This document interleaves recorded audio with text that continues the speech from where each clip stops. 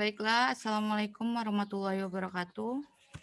Waalaikumsalam. Waalaikumsalam warahmatullahi wabarakatuh. Apa kabar semuanya hari ini? Baik ya?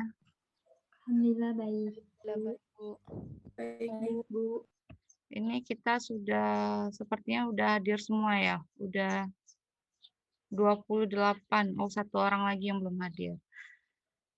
Baiklah, sebelum memulai perkuliahan kita hari ini, silakan isi presensinya terlebih dahulu ya.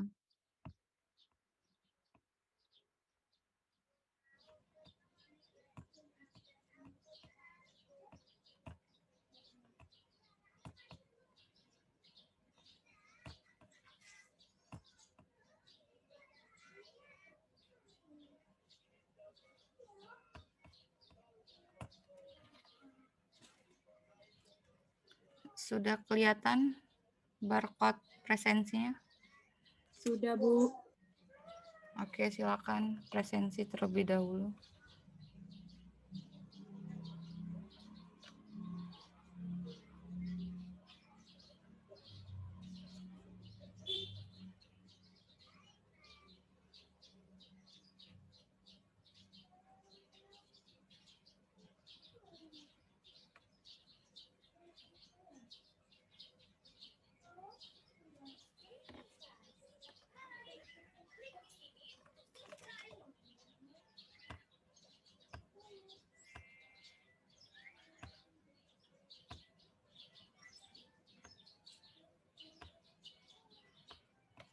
Kameranya silakan di-on-kan semua ya. Nih, Sri Nurfadila belum on.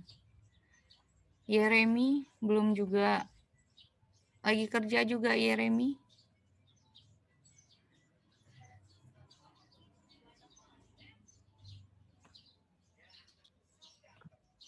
Lagi antar kawan, Bu, di Unja, Bu. Oh, ngantar kawan.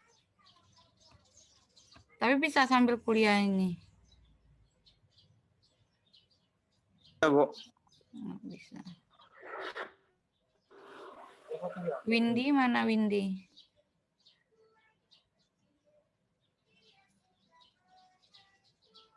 Ratna sama Sri Nurfadila. Mana nih? 3 orang lagi belum on cam.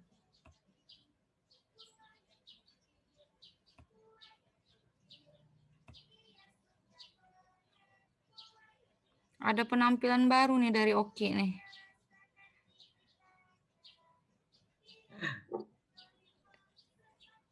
Iya Oki, kenapa rambutnya ketumpahan kuah sate atau gimana itu? Enggak, Bu. Karena kuliahnya online ya, tapi kalau kamu kuliahnya offline nanti dosennya kaget loh. Kamu ini mahasiswa atau apa ini? Apa motivasi kamu mewarnai rambut kamu itu? Bosan, Bu, dengan rambut yang lama. Oh, bosan.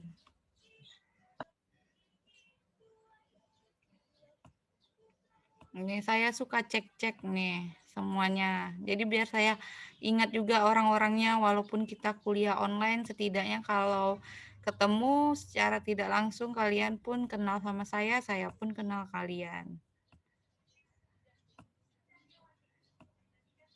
Oke, udah presensi semua ini?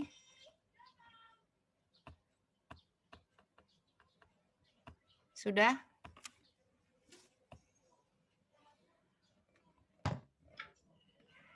Sudah ya? Nah, baiklah. Sebelum kita memulai perkuliahan kita hari ini tentang lingkungan organisasi, saya pengen minggu kemarin kita ngadain kuis terlebih dahulu. Sudah pada dipelajari nggak PowerPoint yang saya berikan itu kemarin? Yang lewat video kemarin? Ada yang belum melihat nggak nih? Jujur aja sebelum ditanya, ini kuisnya mau siapa cepat dia yang jawab atau siapa yang saya tunjuk aja? Kayaknya lebih baik saya tunjuk aja kali ya. Iya, Bu. Ya, Bu. Biar ketahuan, Mbak, emang nonton apa enggak, emang paham apa enggak. Ya enggak? Setuju? Setuju nggak nih? Kalau diam berarti setuju ya. Saya mau bertanya kepada orang yang jarang berbicara aja. Yang kalau yang sering-sering nanti kita tanya juga lah. Oke, minggu kemarin sudah saya berikan PowerPoint tentang manajemen dan manajer. Di situ sudah banyak penjelasan-penjelasannya juga, sudah videonya kan, sudah saya jelaskan juga. Nah, berarti kalian sudah bisa memahami lah apa yang sudah saya jelaskan. Nah, saya pengen bertanya sama siapa ya nih? Sama Rizky Dwina Jayanti. Ya, Bu. Nah, kemarin kamu ada lihat di situ ada proses manajemen nggak? Ada, Bu. Nah, bisa kamu jelaskan nggak bagaimana proses manajemen itu? Proses manajemen itu yang pertama ada sumber dayanya, yaitu sumber daya manusia, sumber daya keuangan, sumber daya bahan mentah, terus sumber daya teknologi dan sumber daya informasi. Lalu sumber daya tersebut diatur untuk mencapai tujuan organisasi yang efektif dan efisien, di mana efektif yaitu mengerjakan sesuatu dengan cara yang benar dari beberapa alternatif yang ada dengan tepat dan cepat, tapi hasilnya maksimal, dan efisien yaitu mengerjakan sesuatu dengan sumber daya seminimal mungkin agar dapat menghemat biaya dan waktu.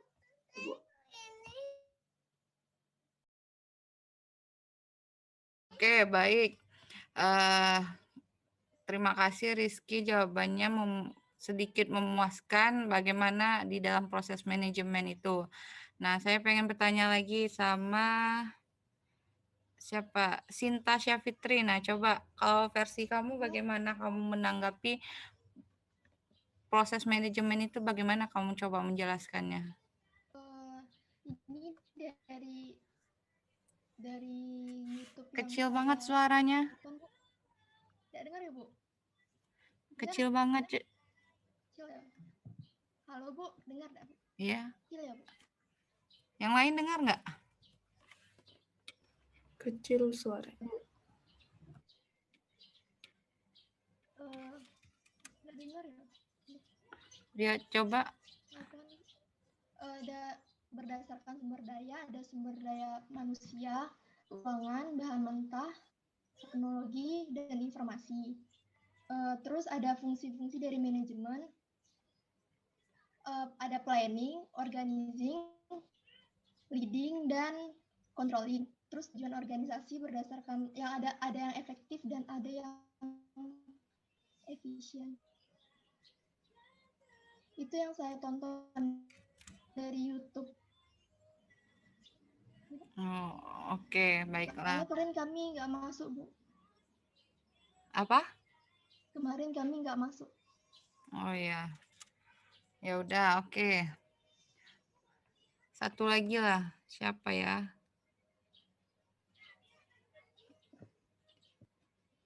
Nah, coba dari yang cowok, Yeremi lah, coba Yeremi. Kalau menurut saya, Bu, proses manajemen itu terdiri dari planning, organizing, leading, dan controlling. Planning yakni menentukan tujuan untuk kinerja organisasi, yaitu berupa apa saja rencana kita untuk kedepannya supaya organisasi kita ini maju dan bisa menghasilkan keuntungan. Yang kedua yakni organisasi.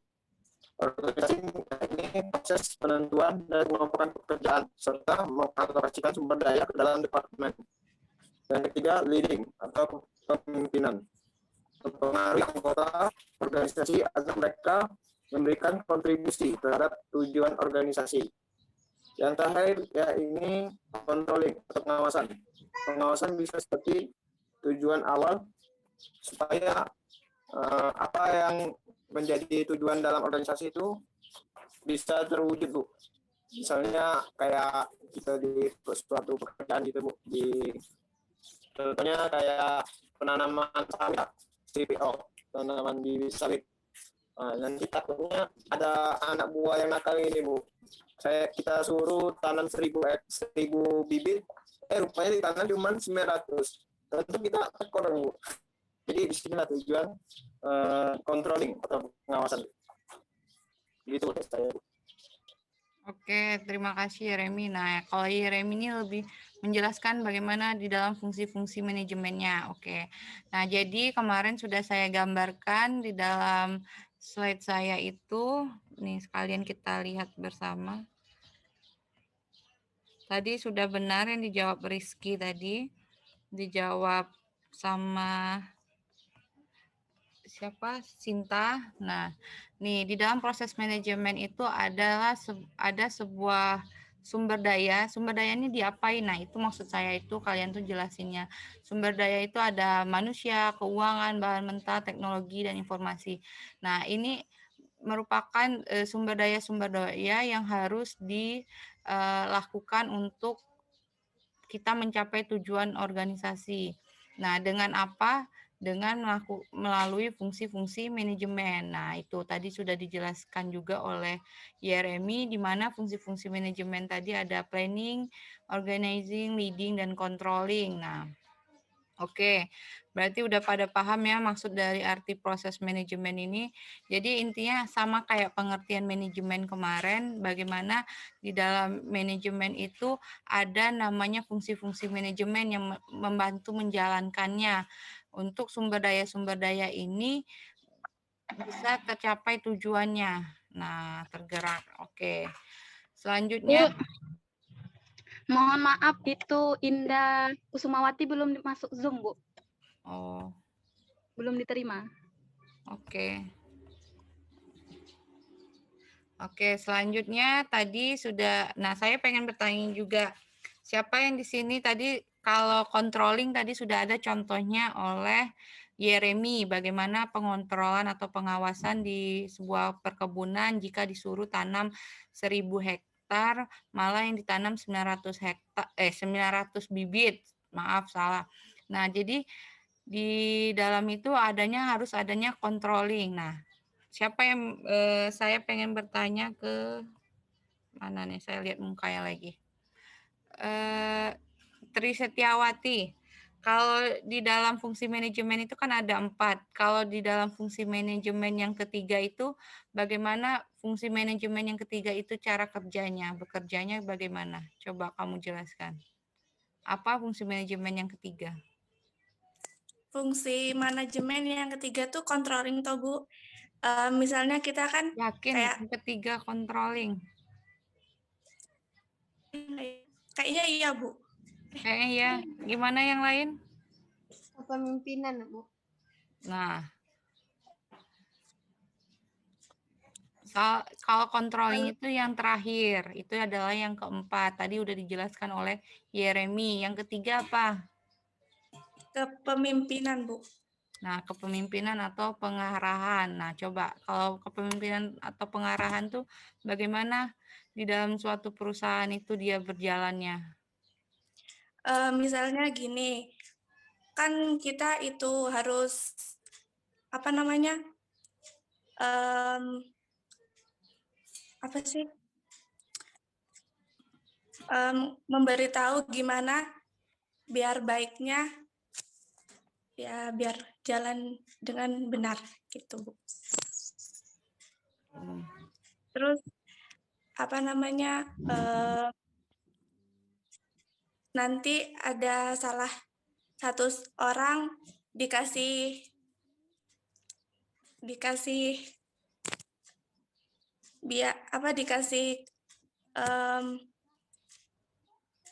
gimana ya? Pokoknya salah satu pemimpin di perusahaan itu harus memberitahu bagaimana caranya agar perusahaan itu bisa lebih maju lagi, lebih baik lagi dari sebelumnya dan memberikan apa ya? Memberikan solusi yang terbaru lagi agar lebih maju lagi. Gitu, Bu. Oh, oke. Ya. Grogi ya, Tri? Iya, Bu. Iya, tuh makanya saya sukanya tuh kalau diskusi itu kan ketahuan nih siapa yang sering jawab, yang sering bertanya. Nah, yang diam itu kan biar kita latih, biar kalian itu bisa melatih soft skill kalian, bagaimana komunikasi kalian. Jadi kadang mahasiswa itu kalau menjawab pertanyaan tuh mudah, tapi kalau komunikasi secara langsung, padahal dia ngerti, cuman menyampaikannya berbelit-belit, jadi bingung sendiri. Nah, itu makanya dengan perkuliahan inilah kalian dilatih biar kalian tuh bisa komunikasinya baik. Karena apa? Di dalam saya pernah mengikuti acara FGD kalau nggak salah. Waktu itu di mana alumni itu banyak mengatakan lulusan Unja ini kelemahannya adalah soft skill-nya atau komunikasinya. Nah, karena kebanyakan dia sukanya mendengar, tapi dia tidak berbicara. Makanya saya sambil melatih kalian untuk berbicara. Setuju kan? Biar di sini saya nggak ada menekan kok. Tenang aja, nggak salah pun nggak apa-apa. Namanya kita belajar kan. Nah, bagaimana kalian itu, saya paham mungkin Tri ini paham untuk tentang kepemimpinan. Cuman dia karena grogi, nggak biasa berbicara tadi, akhirnya ngeblank. Nah, cobalah yang lain. Kalau versi Dewantri gimana coba?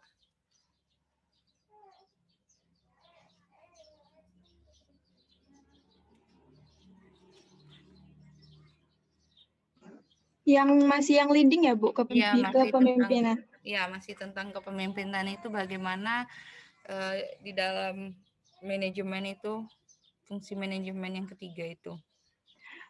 Biasanya untuk kan kepemimpinan itu mempengaruhi atau mengarahkan anggota organisasi agar mereka memberikan kontribusi terhadap tujuan kelompok dan organisasi.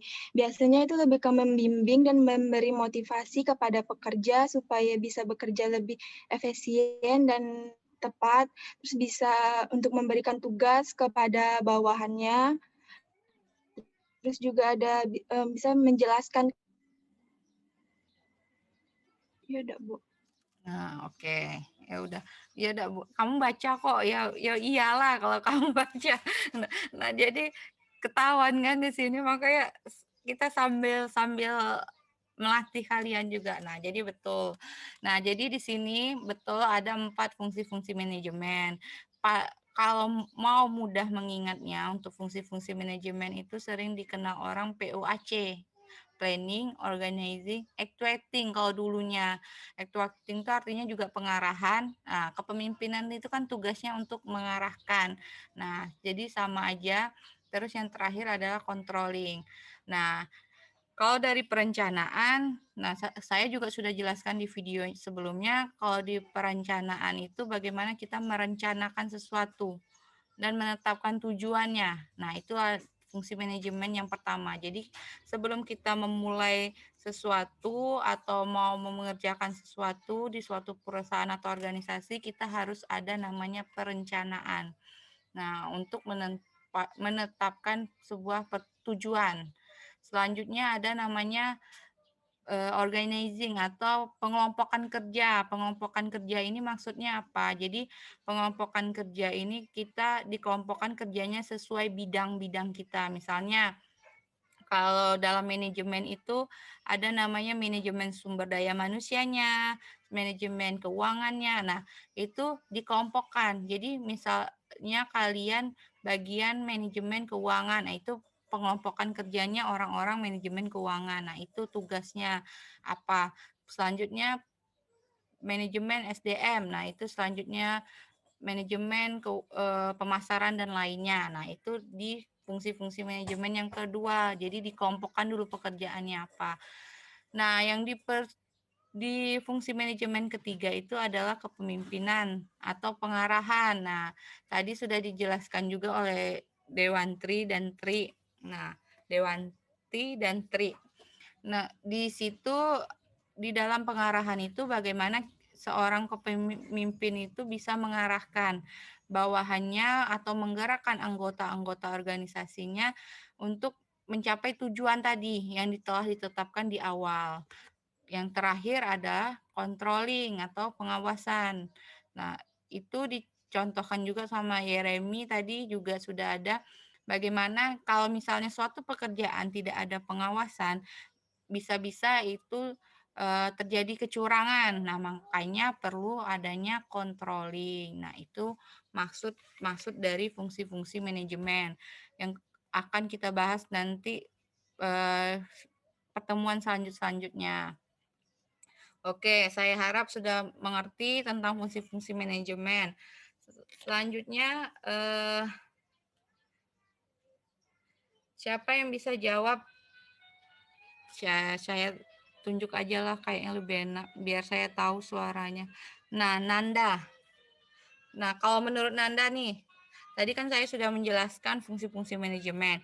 Bagaimana jika fungsi-fungsi manajemen tadi tidak diterapkan dengan baik? Apa yang terjadi? Sesuai dengan pengertiannya, kan yang pertama yaitu fungsi manajemen, planning, perencanaan. Jika dalam suatu organisasi, dari awalnya saja, dari perencanaannya saja itu sudah tidak mantap, maka dalam menjalankan organisasi tersebut kita akan kewalahan, akan menemukan sebuah masalah-masalah. Maka dari itu dalam membuat ataupun membangun sebuah organisasi, kita mulai dari tahap yang pertama yaitu perencanaan yang benar-benar mantap dan juga menetapkan tujuan awal kita apa dalam organisasi tersebut. Contohnya saja ketika organisasi di sekolah atau SMA kemarin misalnya adalah OSIS, menetapkan tujuan dari ataupun visi misi ataupun juga prospek kerja dari organisasi OSIS tersebut. Kemudian yang kedua adalah organizing. Organizing ini adalah bagaimana cara kita seorang pemimpin untuk merekrut anggota, di mana kita melihat orang-orangnya memang memiliki latar belakang atau kemampuan di dalam organisasi tersebut. Misalnya, contoh saja di bagian atau di bidang humas, kemudian bidang konsumsi, seperti itu. Kemudian yang ketiga adalah leading atau kepemimpinan. Ketika kita, di dalam suatu organisasi, kita akan melakukan yang namanya pemilihan ketua dan wakil ketua. Bagaimana cara kita memilih ketua dan wakil ketua tersebut? Tentu kita juga harus menilai orangnya bagaimana, kesehariannya, kemudian kemampuan dia, apakah dia bisa memimpin sebuah organisasi. Jika kita salah juga dalam memilih ketua, maka organisasi tersebut besar juga kemungkinannya tidak akan sampai habis masa jabatannya. Karena pada umumnya OSIS itu memiliki masa jabatannya. Jika kita salah memilih atau ketua kita tidak dapat menjalankan tugasnya dengan baik, tentu saja sebelum habis masa jabatannya, bisa saja organisasi itu bubar atau malah tidak ada lagi kegiatan apapun. Kemudian yang ketiga, controlling. Controlling ini lebih kepada pembina, bagaimana pembina itu melihat para anggotanya, baik ketuanya, bagaimana kinerja ketuanya dalam memimpin atau memberikan pengarahan kepada anggota, kemudian melihat bagaimana anggota-anggota tersebut bekerja, contohnya ketika dalam mengadakan suatu event di sekolah, bagaimana para anggota tersebut sesuai dengan divisi atau bidangnya. Untuk bidang humas apakah menyampaikan surat menyurat kepada orang-orang yang diundang, kemudian di bidang konsumsi apakah konsumsi tersebut telah tersedia pada saat acara tersebut. Jadi menurut saya jika keempat fungsi tersebut dijalankan dengan baik, kemungkinan tersebut untuk mencapai efektivitas dan efisiensi seperti itu. Nah, oke. Terima kasih Nanda, jawabannya baik sekali. Nah ini saya jarang sekali mendengar Nanda berbicara. Sekali dia berbicara kan bijak gitu. Nah, jadi biar tahu juga kan kenapa Nanda jarang sekali berbicara kalau misalnya perkuliahan, kalau nggak ditanya. Nah tapi ternyata kadang sinyal, Bu. Apa? Kadang punya suaranya lambat keluar, Bu, karena sinyal di sini. Masih tinggal di desa, Bu. Oh, tinggal di desa. Nah, ya udah. Jadi itu sudah cukup jelas. Jadi kalau misalnya fungsi manajemen itu tidak dijalankan dengan baik, ya maka hasilnya pun tidak akan baik dan tujuan yang kita tetapkan di awal tadi pun mungkin akan sulit untuk tercapainya. Oke, berarti paham ya untuk fungsi-fungsi manajemen. Selanjutnya di pertemuan sebelumnya lagi, di pertemuan awal saya juga sudah menjelaskan di dalam manajemen ini siapa yang mengaturnya. ada namanya manajer. Manajer itu apa? Kemarin sudah kita jelaskan juga. Terus saya pengen bertanya, apa tugas manajer itu? Sama siapa ya? Zahra. Nah, coba Zahra. Tugas manajer tuh menanggung beban tanggung jawab, mampu menyeimbangkan sasaran, problema, dan kebutuhan yang ada dalam organisasi, menjadi seorang pemikir yang konseptual, dan mampu bekerja sama atau bekerja dengan orang lain, serta manajer adalah seorang pengambil keputusan. Itu Bu, dari Oke. YouTube kemarin. Jadi manajer itu seorang pengambil keputusan, ya betul. Jadi itu ada poin-poin tentang tugas manajer. Jadi saya harap juga berarti kalian sudah paham tentang tugas manajer. Nah, selanjutnya di dalam PowerPoint saya kemarin saya juga sudah menjelaskan tentang keahlian-keahlian manajemen atau manajemen skill. Nah, saya pengen tanya sama Windy. Belum kan tadi? Nah, coba Windy jelaskan manajemen skill itu ada 3. Nah, coba jelaskan satu-satu. Bagaimana manajemen skill itu apa? Manajemen skill itu mengarah pada keahlian, Bu.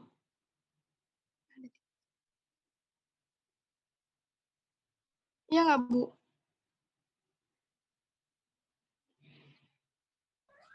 Iya, betul. Keahlian manajemen. Manajemen dari skill, dari motivasinya, Bu. Dalam pemikiran. Nah, ini ketahuan nih. Lihat nggak PowerPoint-nya? Apa lupa? Belum lihat, belum itu, Bu. Ya ampun. Hah? Manajemen skill.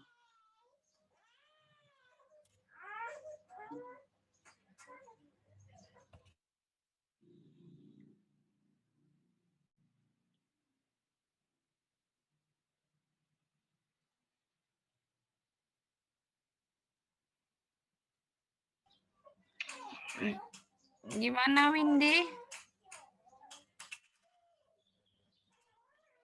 Belum dibaca, belum dilihat ya PowerPoint-nya? Sudah, tapi lupa. Lupa. Oh, lupa. Saya bantu lah, manajemen skill tuh ada 3. Ingat nggak? Nggak ingat sama sekali. Yang keahlian konseptual itu, Bu. Apa? Ya, conceptual skill, human skill, technical skill. Apa? Tunggu dulu, anak saya nangis sebentar ya. Iya sih.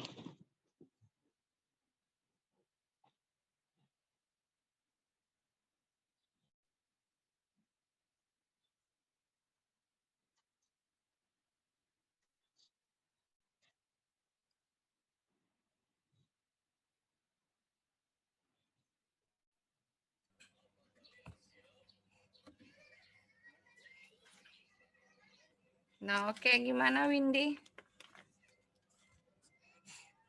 Yang kalian Satu aja.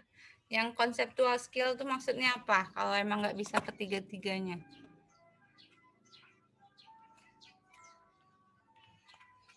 Apa emang nggak bisa semuanya? Bisa, Bu. Yang nggak baca, Bu. Nggak lihat. Nggak lihat ya? Yang lain lihat nggak? Lihat, Bu. Lihat, Bu. Nah, yang lain lihat, kamu nggak lihat kan bingung tuh. Kecuali yang lain semuanya nggak lihat, baru berarti saya yang salah.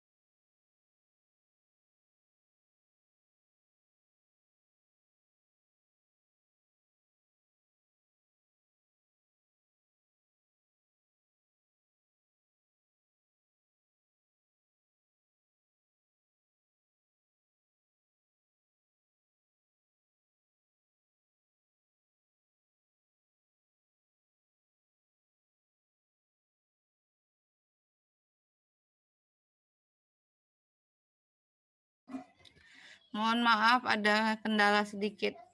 Oke, bagaimana?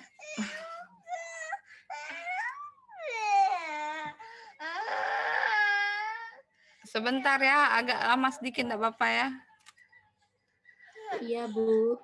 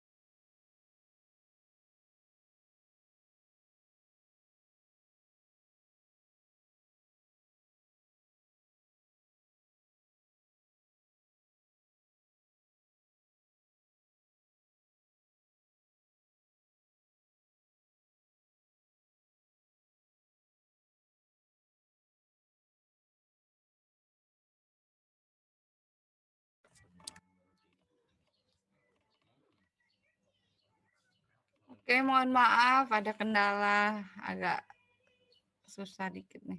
Ya, jadi gimana Windy? Bisa? Sudah ketemu? Yang ini nggak Bu, yang konseptual, keahlian manusia, keahlian teknik. Iya.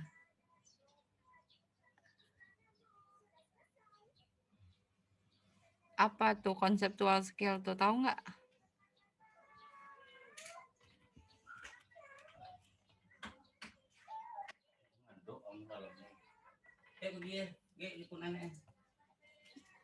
Gimana Windy?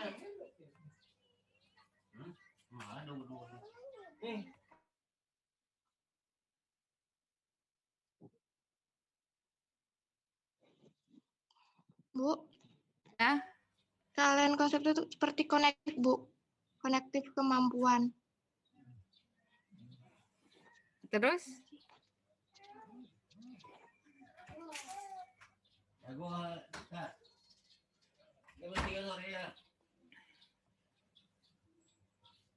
Sudah, gitu aja.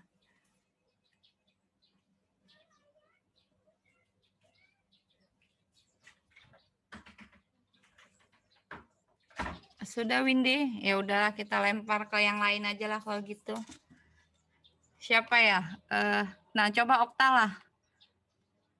Bisa nggak menjelaskan manajemen skill itu bagaimana aja?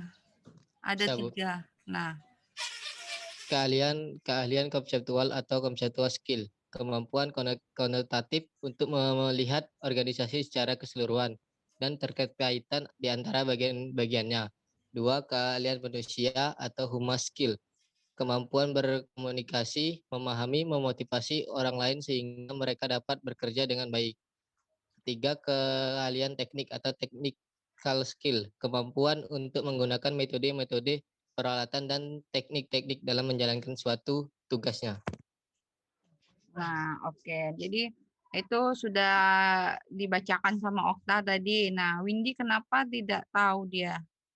Ya udahlah, mungkin karena lupa atau efek apa. Jadi betul manajemen skill itu ada 3. Yang pertama adalah conceptual skill. Conceptual skill itu maksudnya apa? Nah, ini adalah konsep.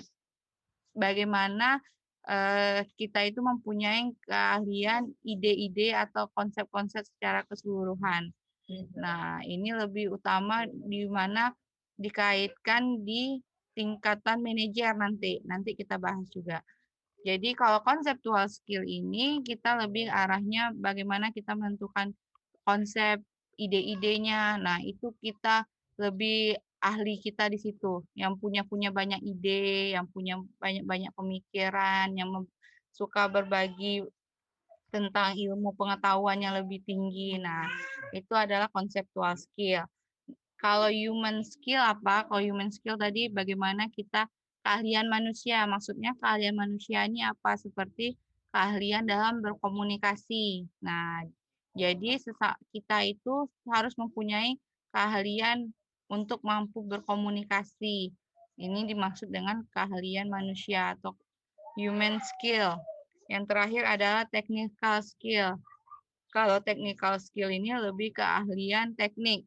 Nah, ini yang lebih keahlian di lapangannya, bagaimana lebih tahu teknik-teknik untuk melakukan pekerjaannya. Kalau konseptual tadi, konsepnya, ide-ide awalnya. Kalau keahlian manusia itu keahlian bagaimana berkomunikasinya. Kalau teknik itu keahlian bagaimana kita menjalankannya. Nah, jadi seorang manajer yang baik itu harus mempunyai 3 konsep tadi, 3 keahlian tadi lebih baik untuk mudah mencapai suatu tujuan organisasi atau tujuan perusahaannya. Oke, paham sampai di sini? Paham nggak? Windy udah paham nggak? Mana Windy tadi? Nah, menghilang dia. Windy?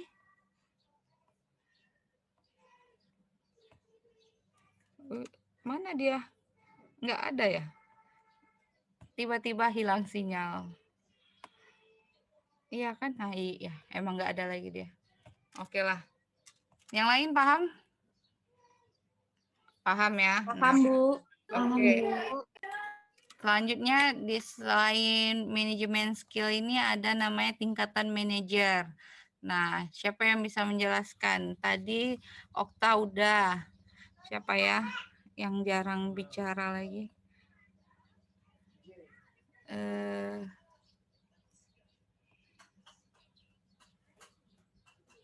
Nah, coba Ratna Kumala. Ratna Kumala. Coba Ratna, kalau tingkatan manajer apa? Manajemen level. Berdasarkan manajer terbagi menjadi dua. Di kelas menjadi dua, yaitu menurut tingkatannya manajer terbagi menjadi 3. Yaitu yang pertama adalah top manager. Manajer itu manajer yang berada pada hierarki tertinggi atau puncak hierarki, contohnya seperti presiden, direktur.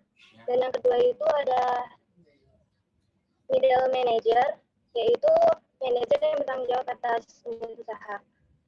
Contohnya seperti kepala bagian, kepala divisi.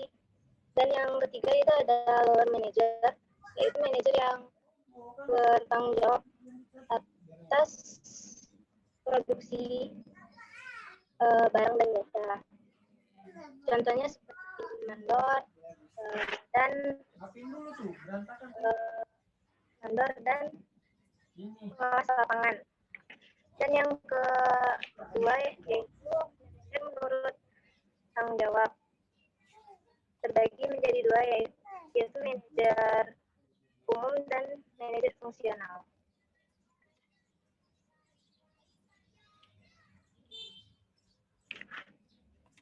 Oke, sudah.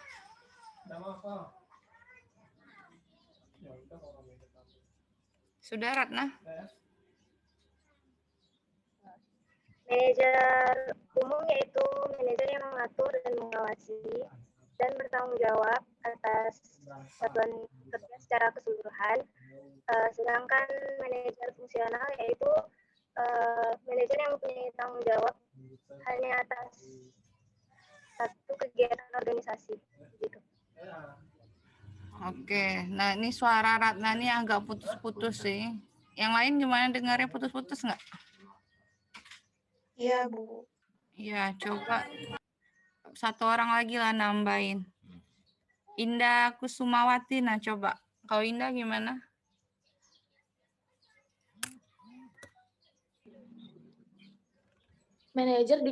Manajer itu diklasifikasikan menjadi dua. Satu, berdasarkan tingkatannya. Berdasarkan tingkatannya itu ada top manager, middle manager, dan lower manager. Top manager itu manajer yang berada di puncak tertinggi. Dia bertanggung jawab atas organisasi, contohnya presiden, direktur, ketua, dan kepala. Kalau middle manager itu manajer yang bertanggung jawab pada unit usaha atau departemen utama. Dia seperti kepala divisi dan kepala bagian. Sedangkan lower manager itu manajer yang bertanggung jawab secara langsung atas produksi barang dan jasa. Contohnya seperti mandor, pengawas lapangan, dan sebagainya.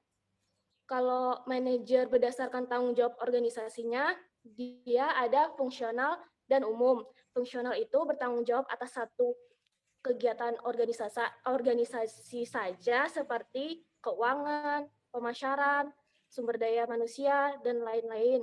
Kalau umum, dia bertanggung jawab atas satuan kerja keseluruhan divisi operasi.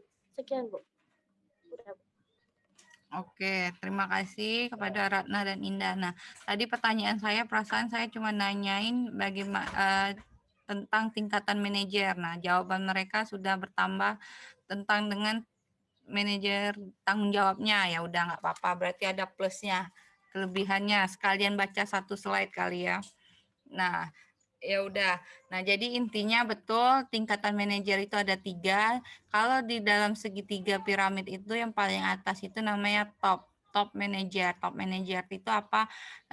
Yang levelnya paling tinggi. Siapa contohnya? Ya, tadi sudah dijelaskan juga ada presiden, direktur dan sebagainya. Nah, kalau di Unja yang menjadi top manager siapa? Direktor. Siapa? Direktor. Rektor dah, Bu. Rektor ya, betul. Yang menjadi top manager kalau di kalangan Unjahnya, Universitas Jambinya, ya betul, rektor. Nah, selanjutnya itu contohnya. Yang kedua adalah manajer tingkat menengah. Manajer tingkat menengah itu adalah yang lebih ke arah bagian tengah atau dia yang mana tanggung jawabnya di bawah dari manajer atas atau tingkat tinggi. Nah, selanjutnya ada contohnya adalah kepala bagian seperti kepala divisi dan sebagainya. Nah, kalau di Unja siapa yang menjadi middle manajernya? Dekan, Bu. Nah, bisa dekan. Nah, itu tergantung kalau misalnya kita di dalam organisasi, kalau organisasinya Unja, kalau misalnya organisasinya fakultas aja, kalau di fakultas aja dekan itu yang menjadi topnya, ya kan? Kalau yang middle-nya ada wakil-wakil dekannya atau kepala-kepala bagian TU-nya dan sebagainya. Nah, kalau di Unja tadi, dekan itu bisa jadi bagian-bagian per fakultasnya. Nah, jadi paham kalian maksudnya ya. Saya mencontohkan seperti itu biar kalian paham yang mana yang top, yang mana yang middle. Kalau lower manajernya siapa?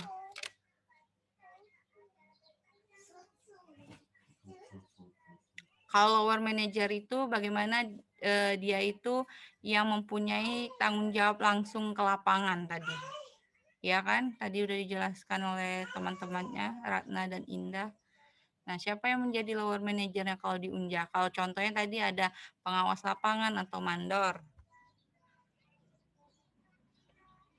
Ayo, siapa yang bisa? Nah, tadi saya jawab, Agus tadi jawab, Clara jawab juga. Nah, siapa lagi?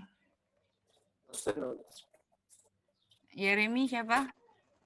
Dosen-dosennya.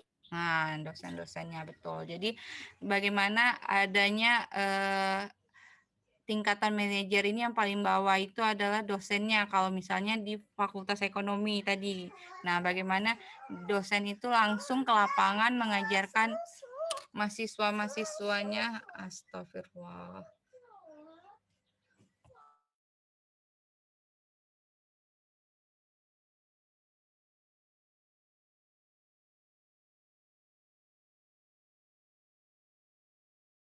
Sebentar ya, sebentar lagi, ampun.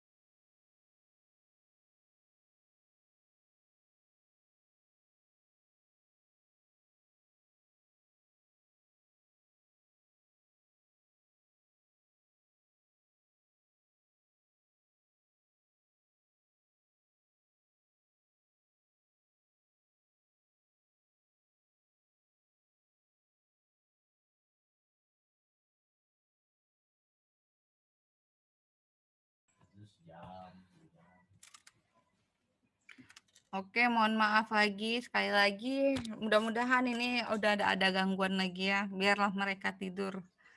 Nah, selanjutnya tadi sudah jelas ya, ada 3 level tingkatan manajer. Yang pertama top, middle, dan lower. Nah, jadi udah paham semua ya? Nah, selanjutnya kita bahas, nah siapa yang bisa nih? Saya pengen yang bisa aja. Bagaimana hubungan manajemen skill dan manajemen level? Di situ sudah saya berikan gambarannya. Siapa yang bisa menjelaskan? Saya, Bu. Nah, coba Clara. Saya, Bu. Clara, tadi Clara 2, nanti Agung lagi.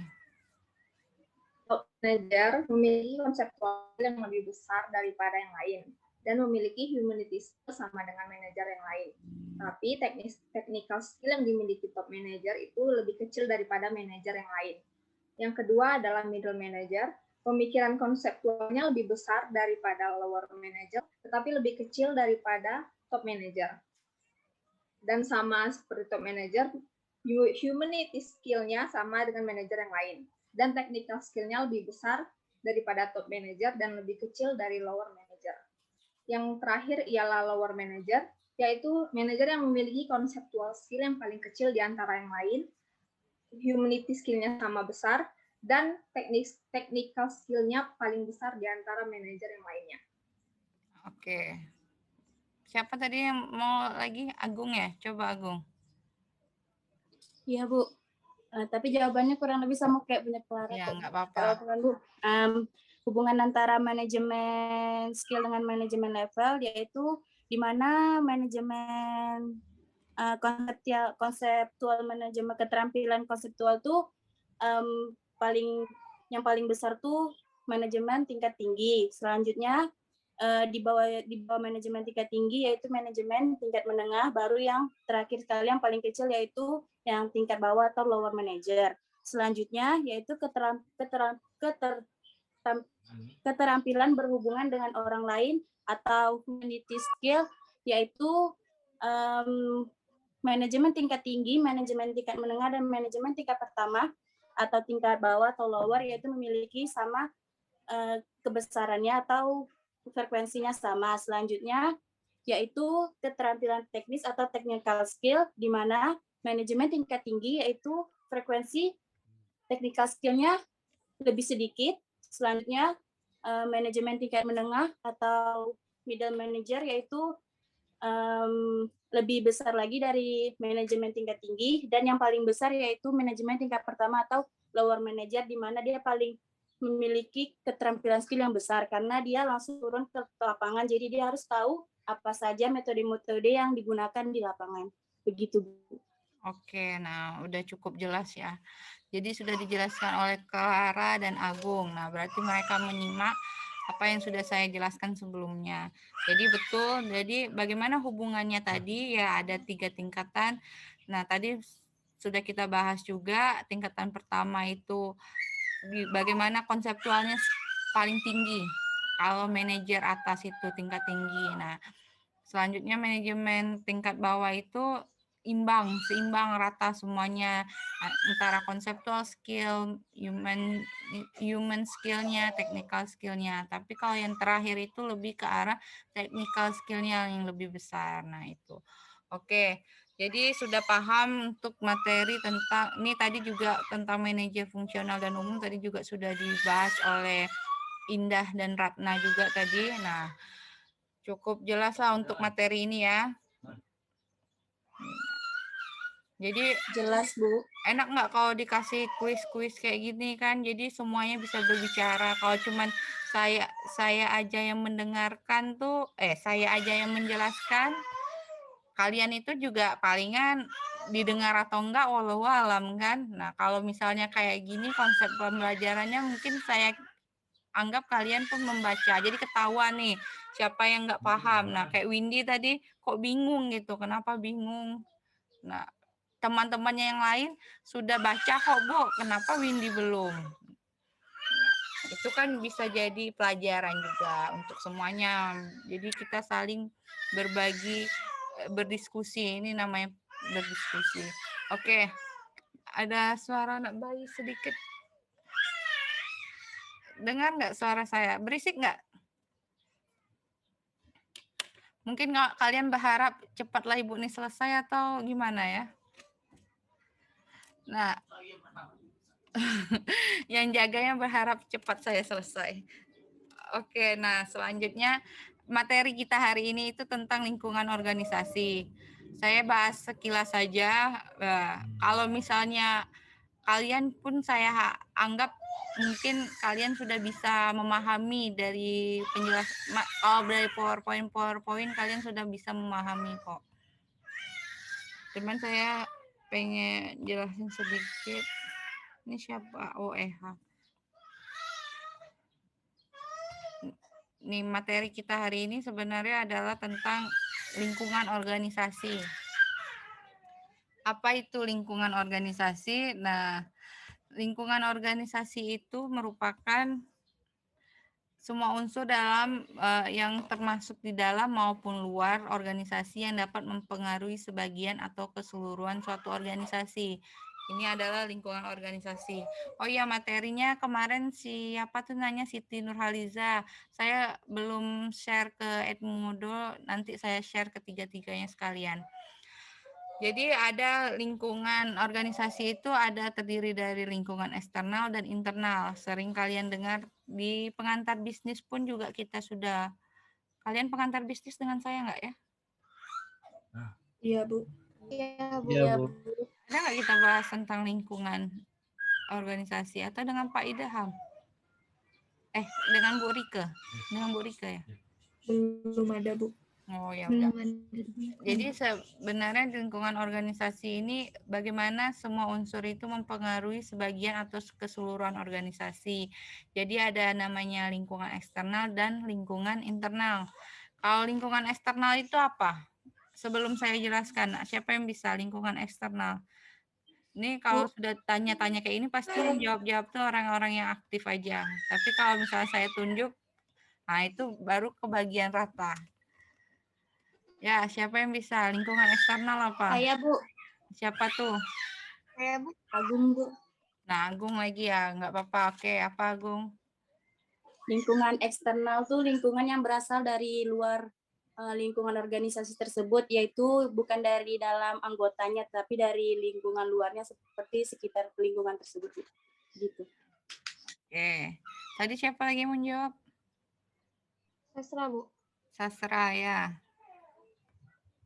Jawabannya sama kayak Agung, Bu. Oh ya udah kok sama. Jadi lingkungan eksternal itu lingkungan yang mencakup seluruh elemen di luar batas yang memiliki potensi untuk mempengaruhi organisasi. Tapi ada dua pula terbagi dari lingkungan eksternal ini. Sering disebut ada eksternal makro atau lingkungan umum dan lingkungan eksternal mikro atau lingkungan tugas. Nah, kita akan bahas sedikit juga tentang apa itu lingkungan eksternal makro. Kalau lingkungan eksternal makro ini bagaimana lapisan eksternal yang tersebar mempengaruhi organisasi secara tidak langsung. Nah, ini nanti bedanya. Kalau lingkungan eksternal makro ini mempengaruhi organisasi secara tidak langsung. Contohnya yaitu faktor-faktor ekonomi, internasional, teknologi, sosial budaya, ataupun hukum politik. Ini siapa masuk lagi awalnya? Sudah. Selanjutnya di dalam lingkungan eksternal makro ini kita bahas dulu satu-satu. Ada faktor ekonomi, internasional, teknologi, sosial budaya, dan hukum politik.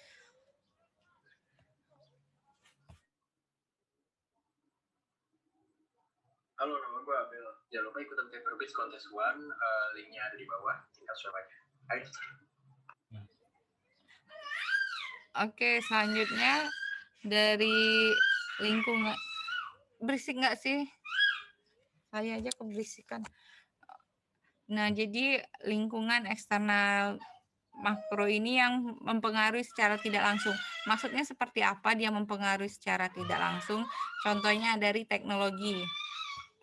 Dari teknologi itu apa? Dari teknologi ini berupa kemajuan ilmiah dan teknologi dalam industri tertentu serta masyarakat secara luas.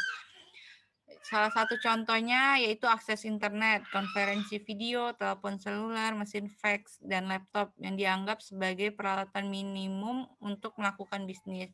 Jadi maksud dari arti kata lingkungan eksternal makro ini dia secara tidak langsung mempengaruhi organisasi.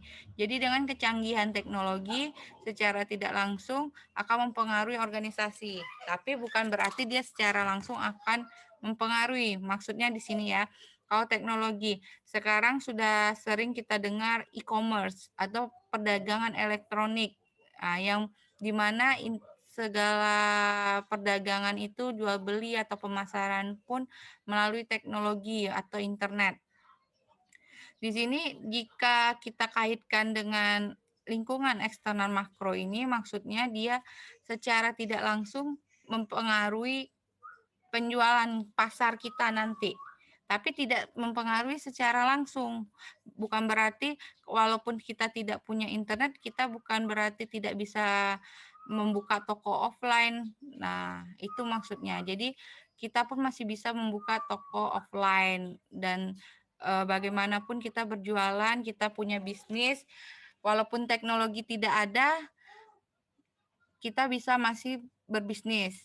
Tapi dengan teknologi kita pun akan bisnis kita pun akan lebih baik lagi.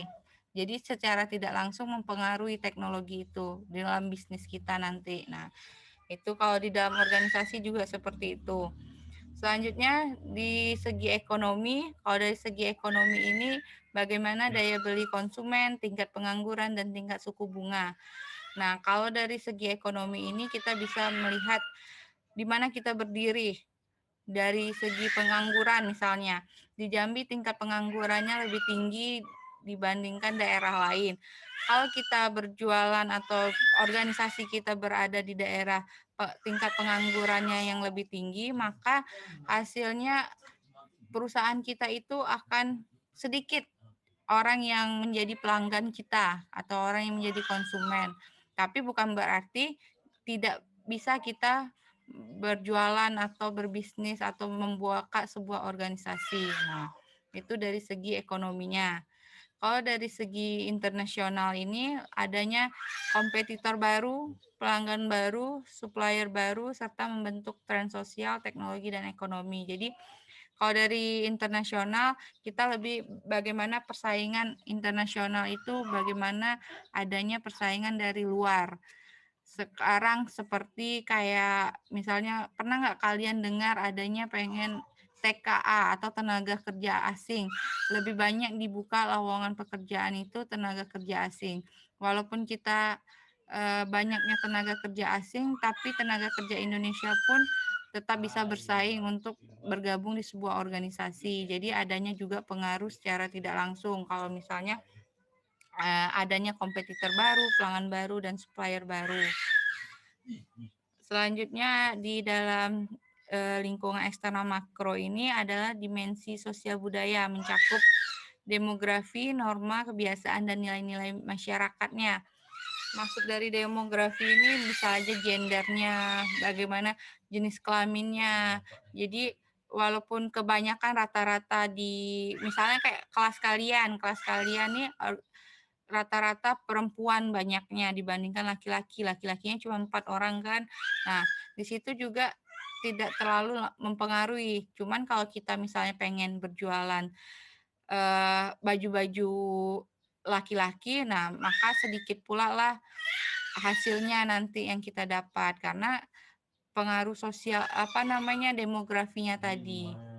Selanjutnya ada namanya pengaruh hukum politik. Bagaimana adanya peraturan pemerintah di tingkat lokal, negara bagian, serta aktivitas politik. Salah satu contohnya pengaruh hukum politik ini adanya peraturan atau undang-undang. Jadi di setiap daerah itu memiliki peraturan atau undang-undang yang berbeda-beda. Mungkin semenjak sekarang ini adanya peraturan wajib memakai masker dan sebagainya. Kalau misalnya nggak pakai masker itu didenda dan sebagainya. Nah itu secara tidak langsung kalau misalnya organisasi atau perusahaan kayak Jamtos atau Alfamart, kalau karyawan atau pelanggannya tidak memakai masker maka ada peraturannya, ada bagaimana pemerintahnya ikut berpengaruh di dalam organisasi tersebut. Nah, ini bedanya. Jadi kalau misalnya saya jelaskan kayak tadi aja mungkin kalian masih sedikit bingung apa maksud lingkungan eksternal makro. Nah, kalau dibandingkan dengan lingkungan eksternal mikro, nah ini biar kalian lebih gampang lagi saya jelaskan dulu. Nanti kalau lingkungan eksternal mikro ini meliputi bagaimana organisasi itu melakukan transaksi harian dengan organisasi serta berpengaruh secara langsung terhadap operasi dasar. Ini berbeda kalau makro tadi secara tidak langsung. Jadi walaupun ekonomi rakyatnya banyak pengangguran atau masyarakat sekitarnya banyak pengangguran, tapi tetap bisa kita menjalankan organisasi karena dia berpengaruhnya secara tidak langsung. Tapi kalau berpengaruhnya secara langsung seperti pesaing, pemasok, dan pelanggan ini, itu akan mengakibatkan hal yang fatal. Karena apa? Dia mempengaruhi secara langsung. Jika kita membuka suatu perusahaan tetapi tidak ada pelanggannya, bagaimana? Secara langsung kita akan rugi kan? Beda dari teknologi tadi, walaupun tidak ada internet, kita cuma bisa offline, tapi setidaknya kita punya pelanggan, kita masih tetap akan bisa berjualan, masih tetap akan mendapatkan keuntungan. Nah, paham nggak maksudnya perbedaan antara eksternal makro ataupun eksternal mikro?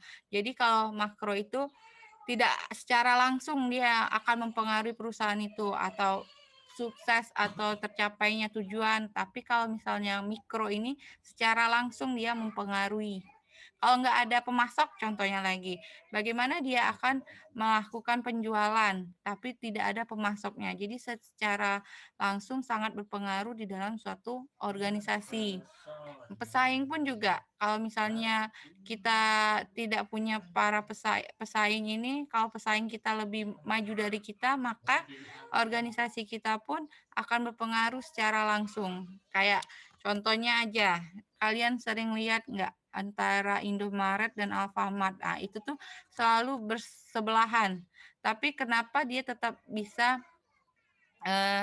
berjalan dengan bersebelahan seperti itu? Nah, itu juga berpengaruh. Kalau misalnya kita tidak bisa mengimbangi pesaing-pesaing kita, maka kita akan gagal dalam membuat suatu organisasi. Organisasi itu kan bisa berupa bisnis, perusahaan, atau sebagainya. Jadi bedanya itu. Jadi kalau lingkungan eksternal mikro dan lingkungan eksternal makro tadi sama-sama dipengaruhi dari luar. Dipengaruhi dari luar itu maksudnya bukan dari dalam. Kalau dari luar itu ada yang secara langsung dan ada yang secara tidak langsung. Paham nggak maksudnya? Ada yang nggak paham nggak maksudnya nih? Maksud dari secara langsung dan tidak langsung. Coba kalau tidak pahamnya di mana? Ada yang nggak paham nggak?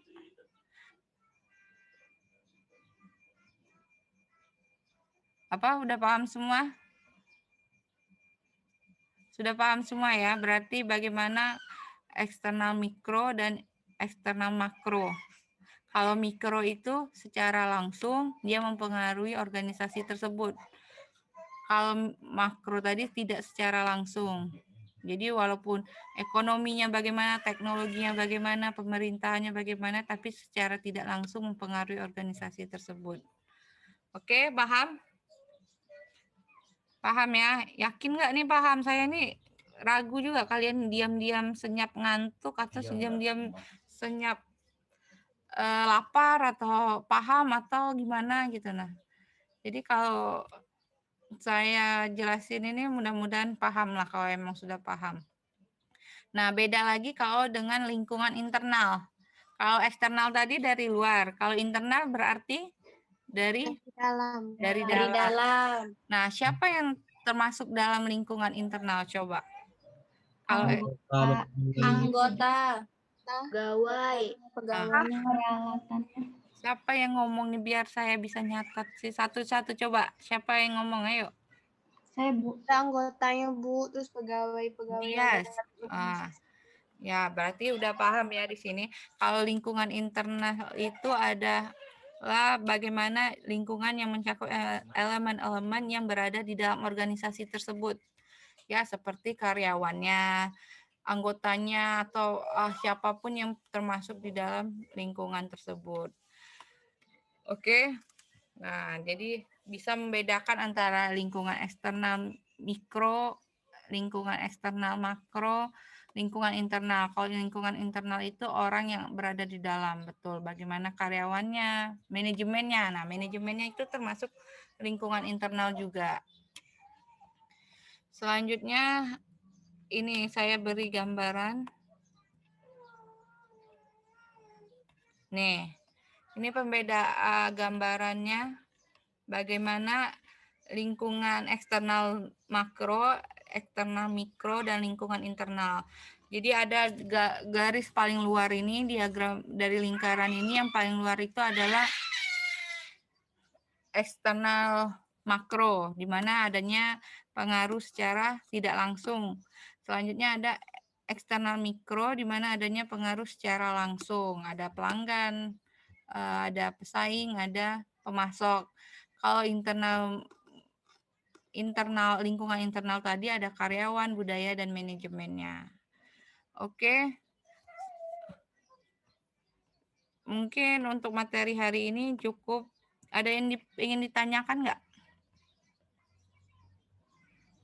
Nanti saya bagikan juga materinya. Oh ya, ini terakhir juga tentang tanggung jawab sosial organisasi. Ini sebenarnya di pengantar bisnis juga sudah ada tanggung jawab sosial organisasi itu. Itu kenapa lagi? Ya, adanya perusahaan tidak hanya berorientasi keuntungan, tetapi juga dituntut untuk memberikan kontribusi yang bersifat sosial. Nah, itu. Jadi, kita harus mempunyai kontribusi. Jangan cuma pengen untung-untung aja, tapi nggak ada kontribusinya terhadap karyawan ataupun masyarakat lainnya. Jadi, ada tanggung jawab sosialnya. Terus perusahaan harus memperhatikan aspek sosial seperti bantuan pendidikan, pembukaan kesempatan kerja, serta kelestarian lingkungan. Nah, itu juga penting. Jadi bagaimana kita harus adanya membuka kesempatan kerja serta kelestarian lingkungan. Jangan dampaknya terhadap masyarakat jadi buruk. Terus tanggung jawab sosial organisasi mencakup hubungan dengan lingkungan luas sehingga keberadaan organisasi diterima dalam kehidupan masyarakat. Nah, itu ada dari segi tanggung jawab sosial organisasinya. Oke, ada lagi yang ingin dibahas atau didiskusikan nggak? Sudah cukup jelas ya. Itu kita bahas tentang lingkungan organisasi tadi. Intinya ada lingkungan eksternal dan internal. Kalau misalnya nanti meet-nya saya pertanyakan, kalian saya harap sudah bisa mengerti dengan jawaban kalian sendiri. Jangan kalian tidak mengerti dengan jawaban kalian sendiri. Oke, kalau emang tidak ada yang mau ditanyakan lagi dan tidak ada yang mau didiskusikan lagi, kita akhirin perkuliahan ini. Minggu depan kita lanjut lagi. Nah, bagaimana kalau kita diskusi kayak tadi kan seru tuh, daripada saya ngoceh sendiri kan, ya nggak? Kalau misalnya saya ngoceh sendiri itu saya pun bingung direspon atau dengar atau enggak gitu. Nah, ya udahlah kalau begitu. Kalau emang tidak ada yang mau didiskusikan lagi, mohon maaf apabila ada salah kata dan sebagainya. Semoga apa yang saya berikan hari ini bermanfaat untuk kalian. Semoga kedepannya kita menjadi lebih baik lagi. Saya akhiri ya. Wabillahi taufiq wal hidayah. Wassalamualaikum warahmatullahi wabarakatuh. Waalaikumsalam warahmatullahi wabarakatuh.